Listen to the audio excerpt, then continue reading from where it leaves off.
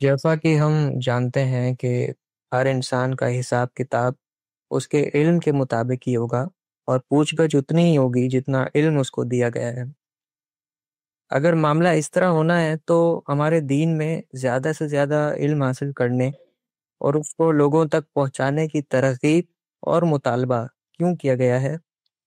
علم زیادہ ہو یا کم، حساب اگر اسی لحاظ سے ہونا ہے تو خدا کی اس اسکیم میں جو اس نے آزمائش کے لیے ترتیب دی ہے، علم کو بڑھانے کا کیا کردار ہے؟ شکریہ۔ اللہ تعالیٰ نے یہ دنیا امتحان کے لیے بنائی ہے۔ یہ اس طرح نہیں ہے مخلوقات کی ایک جبلت قائم کر دی اور بس اس کے لحاظ سے معاملہ ہو رہا ہے۔ انسان کو کچھ صلاحیتیں دی گئی ہیں، ان میں عقل کو مزید ساخت پرداخت میں تبدیل کرنے کی بھی صلاحیت ہے۔ وہ اپنے حادثہ اخلاقی کو بھی اس دنیا سے متعلق کرتا ہے تو نئی نئی چیزیں دریافت کرتا ہے۔ اس کی قوت ایجاد بھی بے پناہ ہے، وہ ہم موجودہ زمانے میں دیکھ رہے ہیں۔ اسی طرح سے اس کی حصے جمالیات نے بھی بہت سے علوم و فنون کو وجود بخشا ہے۔ یہ شاعری، یہ ادب، یہ مصوری، یہ غنا، یہ سب کیا ہے؟ یہ انسان کی حصے جمالیات کی تسکین کے لیے وجود پذیر ہونے والے فنون ہیں۔ جب انسان یہ ہے تو پھر اس کو یہی ترغیب دینی چاہیے کہ وہ اپنی ان صلاحیتوں کو نشو و نما دے۔ اس کا امتحان کا میدان یہی ہے۔ تو اس میں جس کے پاس زیادہ علم ہے اس کو چاہیے کہ وہ اس کو دوسروں کے لیے عام کرے۔ قرآن مجید نے مال کے لیے، علم کے لیے ترغیب دی اور یہ کہا کہ میں نے اس کو چونکہ امتحان کے لیے بنایا ہے، اس وجہ سے مال زیادہ دیا ہے تو اس میں بھی دوسروں کا حق ہے، اور اگر تمہیں معلم بنایا ہے تو اسی لیے بنایا ہے کہ تم دوسروں کی تعلیم کا اہتمام کرو۔ تو اس پوری اسکیم میں تو یہ ناگزیر ہے۔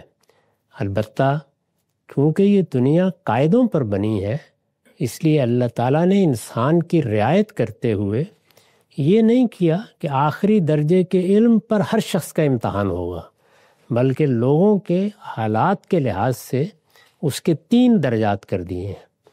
وہ لوگ جو اپنی فطرتی سے رہنمائی پا سکتے ہیں، ان تک نہ کسی پیغمبر کی دعوت پہنچی ہے، نہ انہوں نے کوئی کتاب پڑھی ہے، نہ ایسے حالات میسر آئے ہیں کہ وہ ان چیزوں کی طرف متوجہ ہو سکیں۔ ان کے ماضی میں بھی اگر کچھ تھا تو وہ تاریخ کی تاریکیوں میں گم ہو چکا ہے۔ تو یہ ایک سطح ہے۔ اللہ تعالیٰ فرماتے ہیں کہ اس کے لیے میں نے جو نفس انسانی میں الہام کیا ہے بس اسی کی بنیاد پر پوچھوں گا، اس سے زائد کوئی سوال ان سے نہیں کیا جائے گا۔ جن لوگوں کو پیغمبروں کی ہدایت پہنچی ہے اس میں بھی ظاہر ہے کسی کو سیدنا مسیح کی پہنچ گئی، کسی کو سیدنا موسیٰ کی پہنچ گئی، کسی کو ابراہیم علیہ السلام کی پہنچ گئی۔ وہ اسی کے لیے جواب دہ ہیں۔ جو کچھ ان کے پاس پہنچا ہے اس کو قرآن مجید نے سورہ مائدہ میں رسول اللہ کی موجودگی میں اس طرح بیان کیا ہے کہ انجیل کو ماننے والے اپنی انجیل پر عمل کریں، تورات کو ماننے والے اپنی تورات پر عمل کریں، اس کے احکام کی پیروی کریں۔ البتہ ہم نے یہ آخری پیغمبر بھیجا ہے، یہ ان کی رہنمائی کے لیے بھیجا ہے، اس کی قدر کریں اور اس کی بات کو سنیں، پھر اللہ توفیق دے تو اس پر ایمان لے آئیں۔ تو آخر میں رسالت مآب ہے۔ رسالت مآب کے ذریعے سے اللہ تعالیٰ نے پھر اپنی دعوت، اپنا پیغام پہنچایا ہے اور قرآن جیسی کتاب نازل کی ہے۔ یہ جن تک پہنچ گئی وہ اس کے لیے جواب دہ ہیں۔ تو جب علم کی یہ 3 سطحیں تو ہر وقت میسر ہیں، اس کے ساتھ پھر ایک ضمنی سطح بھی ہے، وہ یہ کہ جن کو غیر معمولی صلاحیتیں ملی ہیں وہ ان کتابوں میں جو دین بیان کیا گیا ہے یا ہدایت بیان ہوئی ہے اس کے مضمرات تک پہنچ جاتے ہیں، جن کو ہم مثال کے طور پر فقہ میں مجتہدین کہتے ہیں۔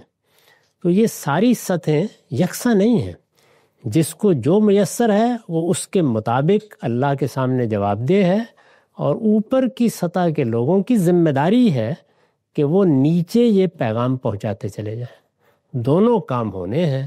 جس تک جتنا پہنچ جائے گا، جتنا اس کی سمجھ میں آ جائے گا، اس کے مطابق اللہ تعالیٰ اس سے جواب طلب کریں گے۔